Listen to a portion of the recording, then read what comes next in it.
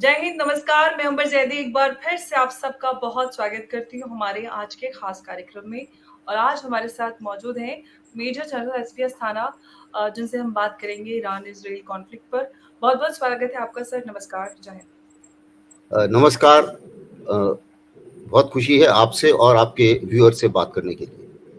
बहुत बहुत धन्यवाद सर, आप अपने कीमती समय से आप समय निकाल कर हमारे साथ हमारे शो पर आते हैं। आपका एक बार फिर से बहुत धन्यवाद सर। जैसे कि आज का विषय है ईरान इजराइल कॉन्फ्लिक्ट को लेकर। बीते 4-6 दिनों में काफ़ी कुछ डेवलपमेंट हमने ईरान इजराइल कॉन्फ्लिक्ट के हवाले से देखा है। इजराइल ईरान पर हमला किया, जिसको लेकर बहुत सारे एक्सपर्ट्स का ये दावा है कि ये फिक्स्ड मैच था। सबसे पहले तो आप इसको लेकर क्या सोचते हैं कि क्या वाकई में ये फिक्स्ड मैच था, या इजराइल ने वाकई में ईरान को एक चेतावनी देने की कोशिश की है या सबक सिखाने की कोशिश की है? देखिए, जब इजराइल को के ऊपर हमला हुआ था मिसाइल्स का, तो इजराइल ने जवाब तो देना ही था। अब इसके ऊपर अमेरिका की भी अपने कंसर्न्स थे और अमेरिका ने कुछ रेड लाइन उनको दी थी। उसमें सबसे पहली चीज तो ये थी कि भाई आप न्यूक्लियर जो उनकी इंस्टॉलेशंस हैं, जो जहाँ पर वो न्यूक्लियर बम या न्यूक्लियर डिवाइसेस डेवलप करते हैं, चाहे वो पीसफुल प्रोग्राम हो, चाहे वो न्यूक्लियर बम बनाने की बात हो, तो आप उसके ऊपर हमला ना करें, क्योंकि उससे बात बहुत भड़क सकती है। और दूसरा था कि जो पेट्रोलियम संस्थान हैं ईरान के, उसके ऊपर हमला ना किया जाए।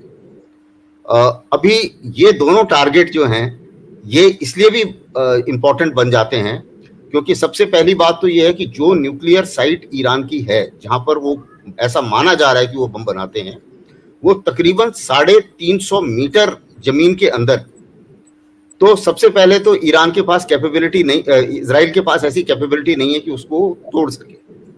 दूसरी चीज ये है कि उसके लिए चाहिए यूनाइटेड स्टेट्स के बॉम्बर, जो यूनाइटेड स्टेट देने के मूड में नहीं है। अभी इलेक्शन का टाइम है, वो इलेक्शन हार जाएंगे, उनको ऐसा लगता है। तीसरी चीज ये है कि अनसक्सेसफुल हमला होगा। और चौथी चीज ये है कि ईरान, उसके ऐसा माना जा रहा है कि 2-3 हफ्ते में शायद बम बनाने के लिए तैयार हो जाएगा, और रूस की अगर मदद मिल जाए तो बहुत जल्दी बम बना सकता है। तो अगर ऐसा हमला कर दिया तो पक्का पक्का ईरान जो है वो न्यूक्लियर ताकत बनने की कोशिश करेगा। तो इस कारण से उनको मना किया था। पेट्रोलियम का कहानी यह है कि पेट्रोलियम में ईरान ने भी धमकी दी थी कि भाई देखो, अगर आपके एयरक्राफ्ट आएंगे तो किसी ना किसी देश से आएंगे, चाहे वो इराक से आए, जैसे कि अभी देखा हमने कि वो इराक से आए थे, या सऊदी अरेबिया से आएंगे। तो इन लोगों ने मना कर दिया था कि भाई हम अपनी एयर स्पेस नहीं देंगे। तो उसमें खतरा यह था कि ईरान ने कहा था कि जिसकी एयर स्पेस भी इस्तेमाल होगी, मैं वहीं पर वार करूंगा। तो उसमें सऊदी अरेबिया के पेट्रोलियम संस्थान के ऊपर वार हो सकता है, या जो अगर इराक से आए हैं तो इराक के जो अमेरिकी बेस है वहां पे, उनके ऊपर हमला हो सकता है। और अमेरिका के बेस इन सभी कंट्रीज में। तो अमेरिका नहीं चाहता था कि इस लड़ाई में वो इस मौके पे घुसे जब इलेक्शन हो रहा है। तो अमेरिका ने ये 2 रेड लाइन लगाई, जिसका उसने सम्मान किया है, और नेतन्याहू ने उन दोनों जगह मार नहीं किया। अब बात आती है कि क्या ये फिक्स मैच था। जाहिर है कि ऐसा माना जा रहा है कि उन्होंने कुछ ईरान को कुछ संकेत दिए थे कि हम ऐसा करने वाले हैं, और जो हमला हुआ वो पूरी ताकत से नहीं हुआ है, क्योंकि हमले के बाद में डैमेज असेसमेंट उन्होंने, कुछ ईरान ने नहीं बताया कि हमने ये कर दिया वो कर दिया, ऐसा कुछ नहीं बताया। सिर्फ इतना बोला नेतन्याहू ने कि भाई हमने सारे टारगेट जो जो हमने सोचे थे वो हमने बर्बाद किए हैं और हमने अपना मिशन पूरा किया है। ईरान की तरफ से भी जो स्टेटमेंट आई सुप्रीम लीडर अयातुल्लाह खुरमानी की, वो भी ये था कि ना इसको बढ़ा चढ़ा के पेश किया जाए, ना ही इसको नकारा जाए। ये 2 जो पैरामीटर जब उसने बताए, तो इससे ये नजर आता है कि ये बातचीत थी कि भाई इजराइल ने हमला तो करना ही है, जवाब उन्हें देना है, उन्होंने भी अपनी पब्लिक को बताना है, नेतन्याहू ने भी अपनी कुर्सी पर बने रहना है।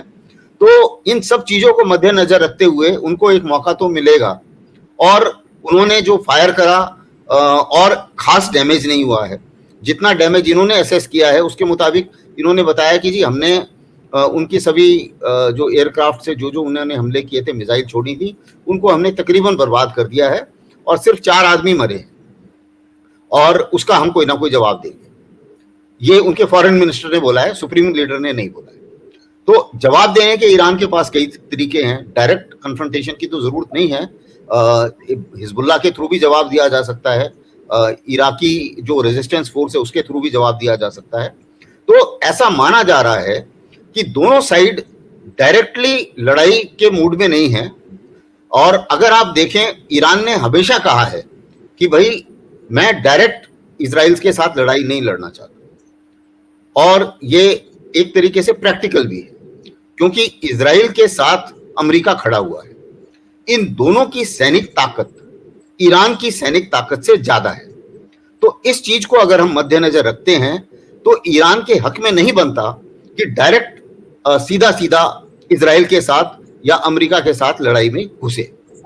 लेकिन अगर आपकी जैसे शक्ति कमजोर है तो उस हालत में टेररिस्ट के थ्रू अटैक करना, या जो प्रॉक्सीज हैं यानी कि हिजबुल्लाह या जो सीरिया में इनके लोग हैं, या रेजिस्टेंस फोर्स के लोग इराक में भी हैं, तो इन या हमास, इनके थ्रू अगर हमले किए जाएं तो उसमें क्या होता है कि डायरेक्ट लड़ाई भी नहीं हो पाएगी और इजराइल जो है वो परेशानी में घूमता रहे।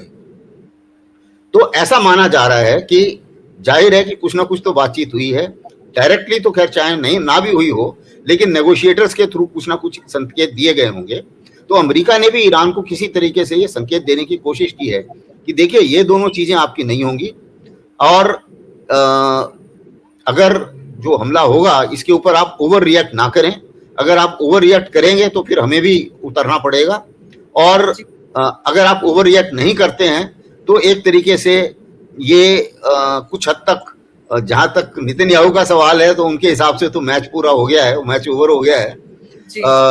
अगर ईरान कुछ और नहीं करता है तो और कुछ और में इनडायरेक्टली तो करता रहेगा, लेकिन डायरेक्टली अगर कुछ नहीं करता है तो बिल्कुल। और इसी सबके चलते इजराइल सेना ने फिर से ईरान को चेतावनी दी है कि अगर हमला किया वापस तो जोरदार पलटवार हमारी तरफ से देखने के लिए मिलेगा। हालांकि ईरान की तरफ से कुछ उस तरह का कोई स्ट्रॉन्ग रिएक्शन देखने के लिए मिला नहीं है, जैसे कि सर आपने बताया कि वो इनडायरेक्ट मैसेजिंग या कुछ भी इस तरह का हो सकता है कि अगर आप इस तरह से रिएक्शन और आते रहेंगे बार बार तो ऑफ कोर्स ये एस्केलेट होगा मामला।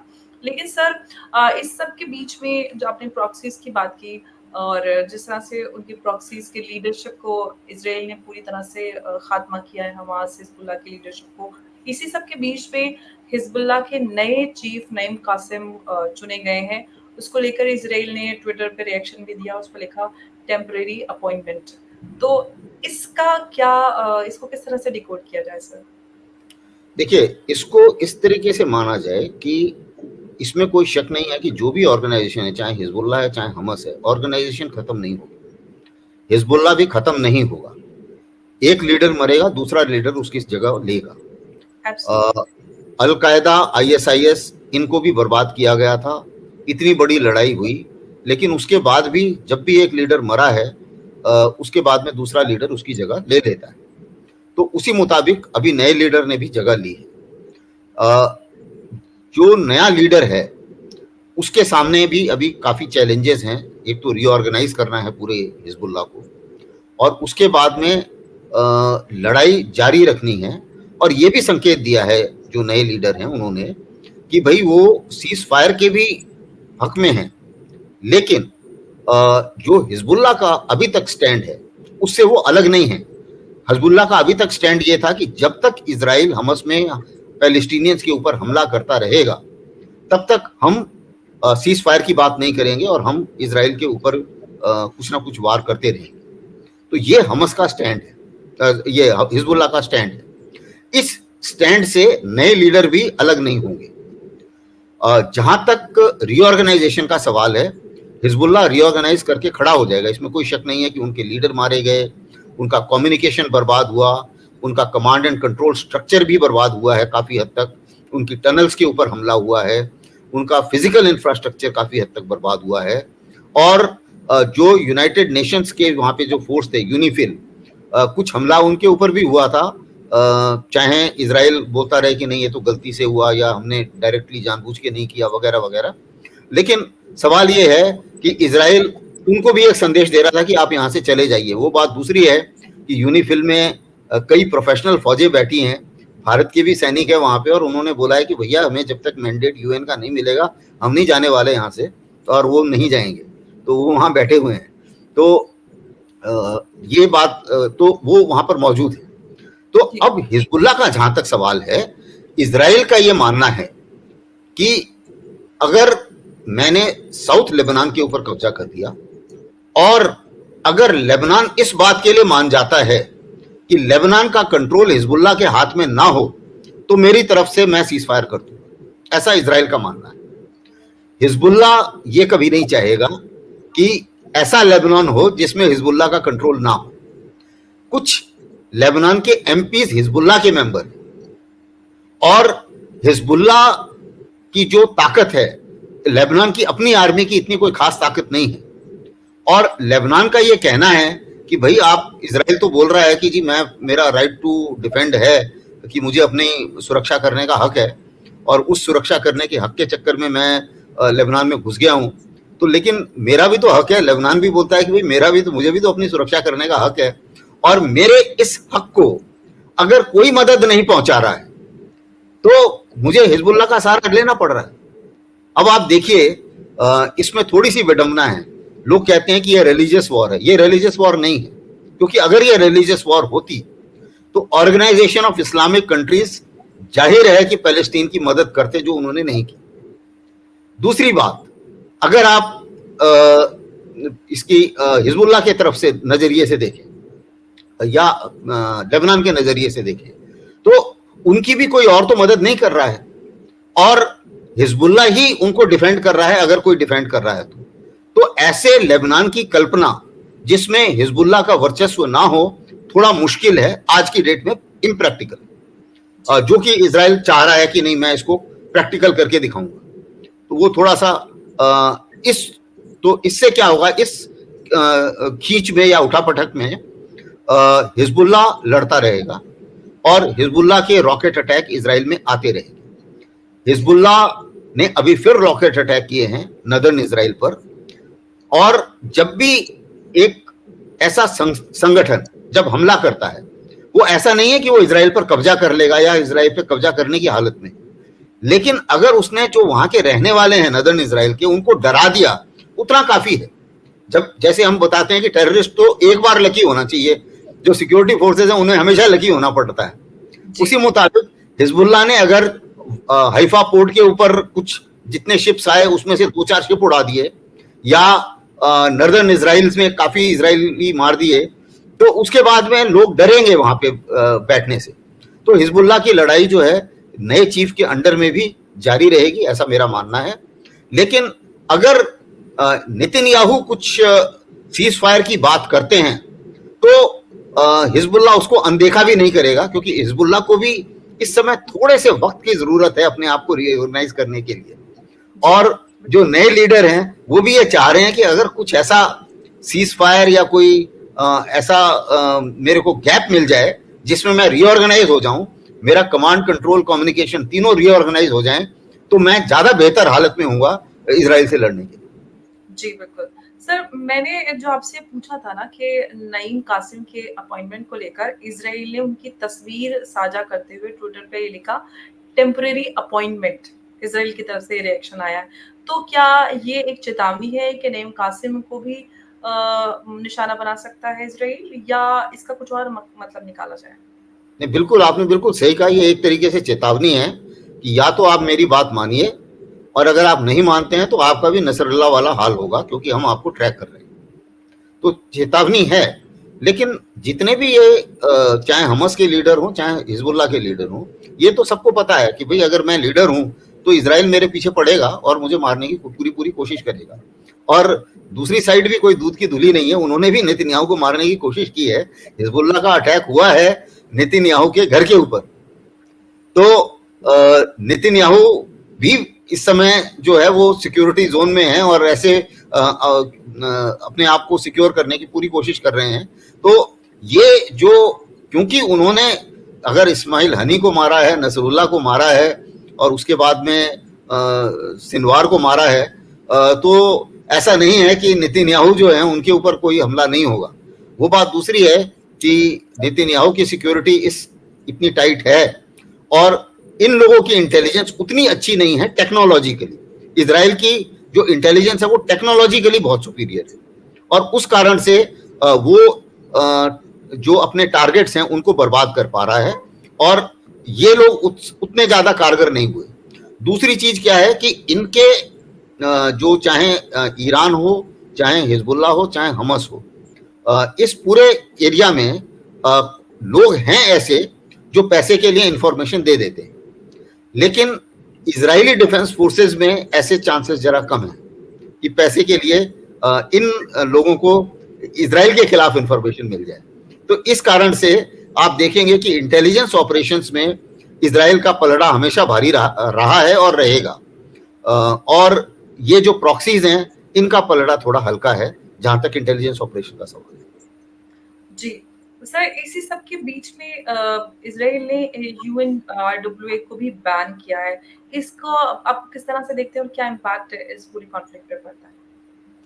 देखिए, ये एक बहुत ही इम्पोर्टेंट डेवलपमेंट हुआ है और इस डेवलपमेंट से सारे ही नाराज हैं। इस जो इजराइल ने की पार्लियामेंट ने ये फैसला किया कि UNRWA, इसको बोलते हैं रिलीफ एंड वर्क्स एजेंसी, जो कि हर किस्म की मदद करती है, उनकी खाना पीना, पानी, दवाइयाँ, ये सब जो है वो सारे पैलेस्टीनियन रिफ्यूजीज को देती है और ये वहाँ पर सबसे बड़ी एजेंसी है। अभी मैंने यूनाइटेड नेशंस में काफ़ी नौकरी की है तो मैं इस बारे में आपको बता दूं कि तरीका क्या होता है कि कुछ तो होते हैं UN ऑफिशियल और कुछ हम लोग नेशनल स्टाफ हायर करते हैं।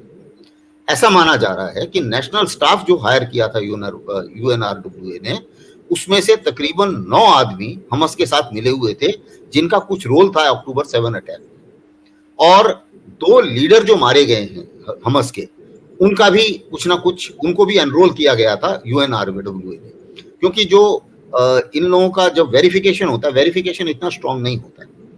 तो उस हालत में लेकिन जब ये खबर आई तो UNRWA ने इनको निकाल दिया, तो एक्शन भी लिया था यूनाइटेड नेशंस।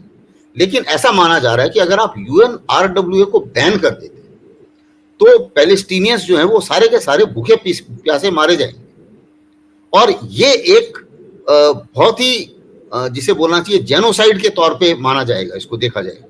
तो अमेरिका ने भी मना किया है कि आप ऐसा कार्रवाई मत कीजिए।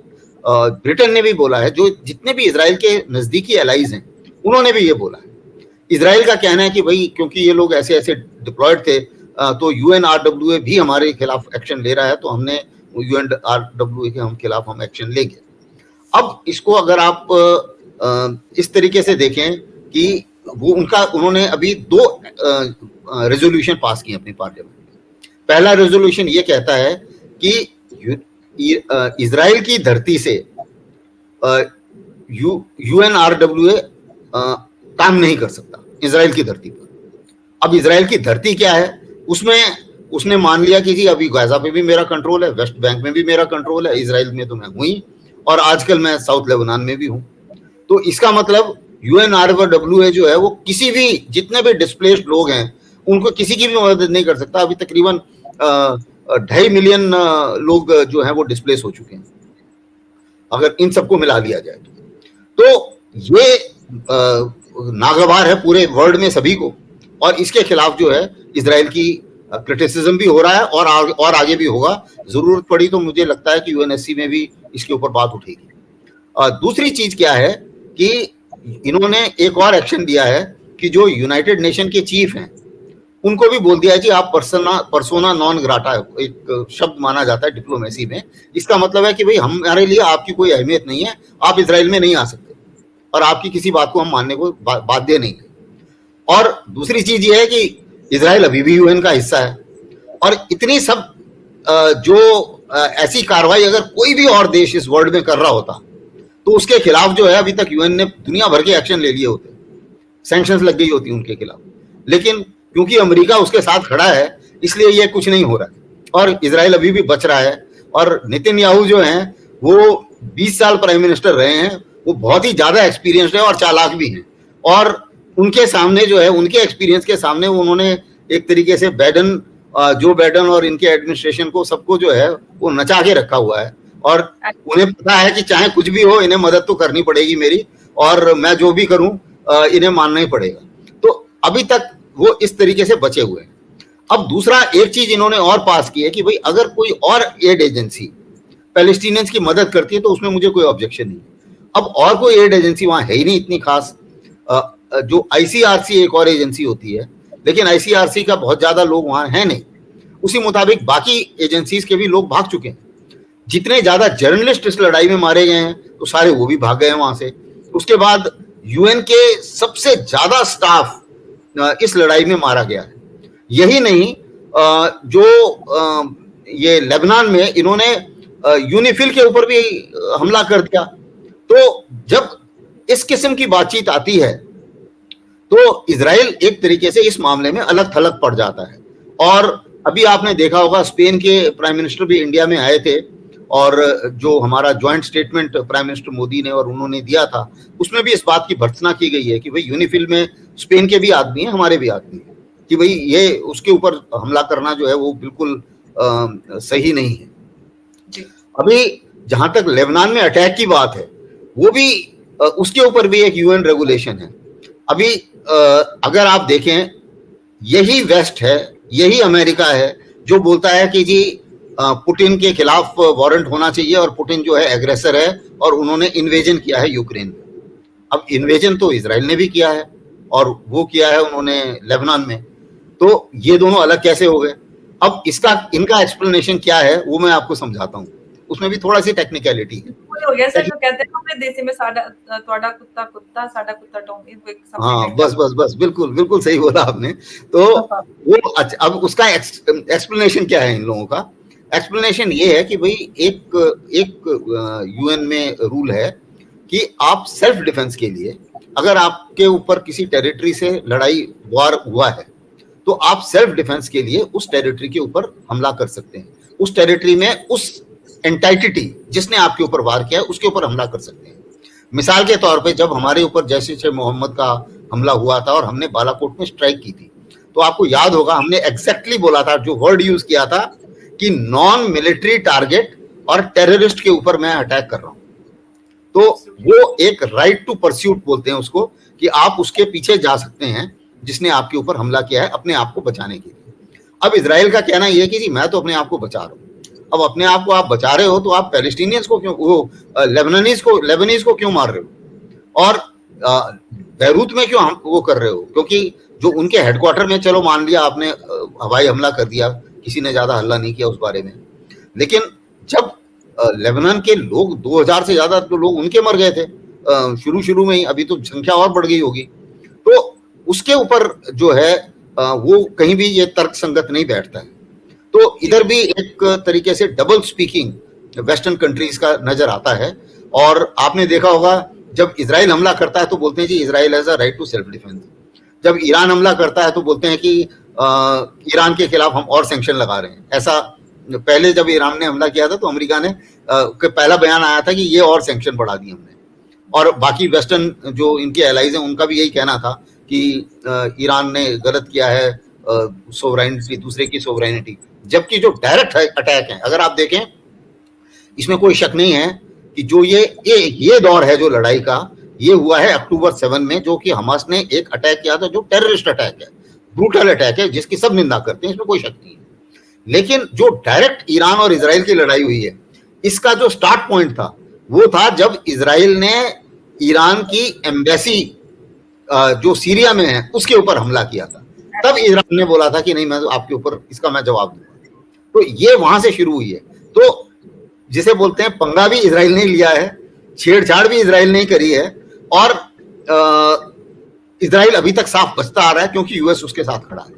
तो ये एक बड़ा टक्कर है उनके साथ। बिल्कुल, जो कुछ भी जिस तरह से इजराइल कर रहा है, किसी भी तरह के जो इंटरनेशनल लॉज है किसी को फॉलो नहीं कर रहा है, यूनाइटेड नेशंस को भी उन्होंने एकदम दरकिनार कर दिया है। ये सारे डिस्काउंट्स इजराइल को इसलिए मिल रहे हैं क्योंकि उनके साथ यूनाइटेड स्टेट्स है और यूनाइटेड स्टेट्स में जूश लॉबी काफी स्ट्रांग है।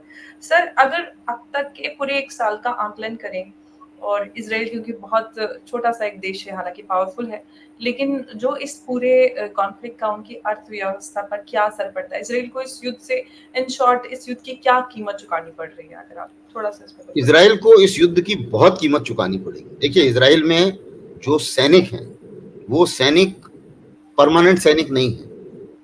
वहाँ पर 2 साल के लिए परमानेंट कंपल्सरी सर्विस होती है, मिलिट्री सर्विस, और जितने ये सैनिक हैं, ये जाहिर है कि कोई ना कोई फैक्ट्री में काम कर रहे होंगे, कोई ना कोई इकोनॉमिक संस्थान में काम कर रहे होंगे। अब अगर आपने उनको 1 साल से बांधा हुआ है, तो जाहिर है कि इतना इकोनॉमिक नुकसान उनके ऊपर हो चुका है। तकरीबन 30% उनकी जो इकोनॉमी है वो डाउन हुई है इस दौरान। ये तो जहाँ तक है इकोनॉमिक कीमत की बात है। दूसरी जो उसको कीमत चुकानी पड़ेगी, इज़राइल किसी भी हालत में और ज़्यादा सेफ नहीं है। नेतन्याहू जो मर्जी बोलते रहें, अपनी कुर्सी बचाने के लिए जो मर्जी कहें, लेकिन अगर आपने 20,000 बच्चे मार दिए, वो बच्चे और उनके रिश्तेदार इस चीज को कभी नहीं भूलेंगे। अगर एक अपने हमास की जनरेशन खत्म कर दी, तो दूसरी ऑलरेडी तैयार हो गई। उसी मुताबिक एक अगर हिजबुल्लाह की जनरेशन आप खत्म कर देते हो, तो दूसरी ऑलरेडी तैयार हो गई, और ये जो है आपको चैन से जीने नहीं देंगे।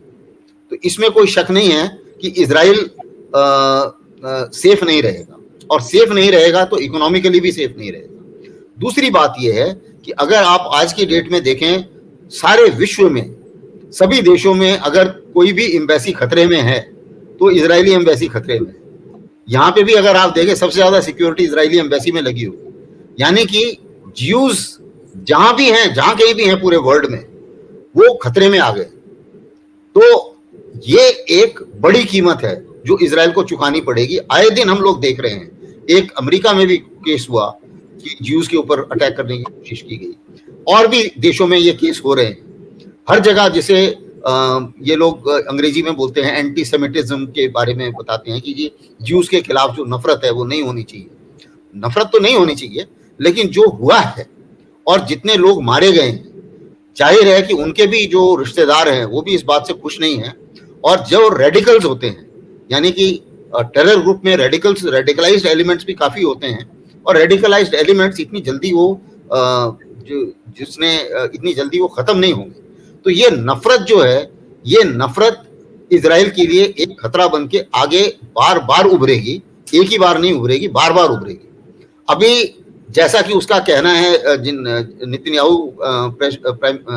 नेतन्याहू जी का कहना है कि भाई अगर मैं हमास ऐसा बना देता हूं, गाजा ऐसा बना देता हूं जिसपे हमास का कंट्रोल ना हो, और लेबनान ऐसा बना देता हूं जिसमें हिजबुल्लाह का कंट्रोल ना हो, तो मेरी तरफ से मेरा एम पूरा हो गया।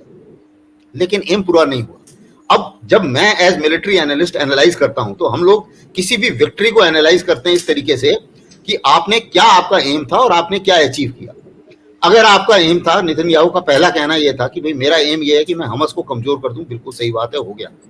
हिजबुल्लाह को कमजोर कर दूं, वो भी हो गया, सही बात है। दूसरा एम उनका था कि मैं सारे के सारे अपने जो होस्टेज है उनको वापस ले आऊं। नहीं हुआ ये, क्योंकि जितने भी होस्टेज रिलीज हुए हैं वो नेगोशिएशन से रिलीज हुए हैं, मिलिट्री प्रेशर से मुश्किल से 10 भी रिलीज नहीं हुए, और उनकी जान जो बचे हुए हैं उनकी अभी खतरे में है। पता नहीं है कि कितना जिंदा है। 100 बचे हुए, फिगर जो है वो बोलते हैं कि 100 के आसपास है, लेकिन उसमें से कितना जिंदा है ये किसी को नहीं पता। दूसरी चीज ये है, इन्होंने अभी एक और ज्यादा मीडिया में नहीं आया है, लेकिन आपको बता दूं जो भी मेरे को सोर्सेस से पता चला है, कि इन्होंने हमास को एक ऑप्शन दिया था कि जी आपके सब लीडर को हम निकाल लेंगे सेफ, आप जितने होस्टेज हैं उनको रिलीज कर दीजिए। और हमास के लीडर्स ने सबने मना कर दिया कि नहीं भैया, हमें नहीं निकलना सेफ, हम लड़ेंगे, आप यहाँ पे लड़ाई बंद कीजिए, यहाँ से निकलिए आप, तभी हम मानेंगे, नहीं तो नहीं मानेंगे। तो कहने का मतलब ये है कि जो ये एम है अपने होस्टेजेस को छुड़ाने का, वो पूरा नहीं हुआ। तो इस चीज से एज एनालिस्ट हमें ये नजर आता है कि हमास कट्टर है। हमास ये बोलता है कि नहीं, इजराइल नहीं होना चाहिए, या इजरायली का कोई यहाँ पर अधिकार नहीं है। तो इजराइल भी जो है, उन्होंने भी एक तरीके से बदले की भावना से पूरी स्ट्रेटजी बनाई, और उसको ये मानता हूं मैं कि नेतन्याहू के दिमाग में है कि मैं एक ग्रेटर इजराइल बना दूं। ग्रेटर इजराइल का मतलब है कि हमास, गाजा में भी मेरा कंट्रोल हो, वेस्ट बैंक भी मेरे पास हो, मैं पूरा वर्चस्व, साउथ लेबनान में भी मेरा वर्चस्व हो, गोलन हाइट भी उनकी नहीं है, लेकिन और यूएन रेजोल्यूशन के मुताबिक उनकी नहीं है, वहां पर भी मैं हूं, और ये इन सब में मैं फर्स्ट क्लास सिटीजन हूंगा, और बाकी जो भी रहता है यहाँ पे, चाहे पैलेस्टीनियन रहे चाहे कोई और रहे, वो सेकंड क्लास सिटीजन की तरह रहेंगे। कोशिश उनकी ये थी कि डरा के पैलेस्टीनियंस को भगा दिया जाए, लेकिन पैलेस्टीनियंस भागे नहीं, इतने मरने के बाद अभी तक नहीं भागे हैं, तो इसका मतलब ये है कि ये एम पूरा नहीं होगा। एक जो वो ये सोच रहे थे कि एक पैलेस्टीनियंस को डरा के भगा दिया जाए, तो वो मुझे नहीं लगता, वो मर जाएंगे लेकिन भागेंगे, ऐसा नजर आ रहा है जो हालत बन रही है। बिल्कुल, क्योंकि अगर हम इस पूरी इधर की उसकी बात करते हैं, पाले की बात करते हैं, तो वो एक आइडियोलॉजिकल बेसिस पे लड़ाई लड़ रहे हैं। उनके अंदर वो खौफ नहीं है, अपनी आइडियोलॉजी के लिए, कॉज के लिए डटकर मुकाबला कर रहे हैं। लेकिन जिस ऑब्जेक्टिव के साथ इजराइल ने लड़ाई शुरू की थी, वो कहीं ना कहीं डाइल्यूट हो गया, और जो होस्टेजेस को छुड़ाने का मसला था वो तो कहीं पीछे रह गया। लेकिन एक ईगो वॉर ज्यादा हो गई है कि आपने छोटा हमला किया, हम उससे बड़ा हमला हम करेंगे, और इस सब में ग्लोबल इकोनॉमी भी काफी असर पड़ रहा है, ह्यूमन राइट वायलेशन हो रहा है, कितने सारे लोग डिस्प्लेस्ड हो गए, कितने सारे लोग मारे गए, सारे हम सिविलियंस की मैं बात कर रही हूँ, और ये लगातार एस्केलेट हो रहा है, एंड होने का नाम नहीं ले रहा है। पिछले कई सालों से हम यूक्रेन और रशिया वॉर देख ही रहे थे, तो सबके पूरे हमारे आप अपने देश की बात करें, पूरी दुनिया की बात करें, सब पे इन कॉन्फ्लिक्ट्स का असर दिखाई देता है।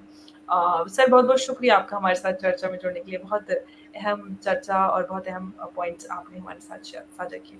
बहुत-बहुत धन्यवाद आपका। नमस्कार, जय हिंद। धन्यवाद। धन्यवाद सर।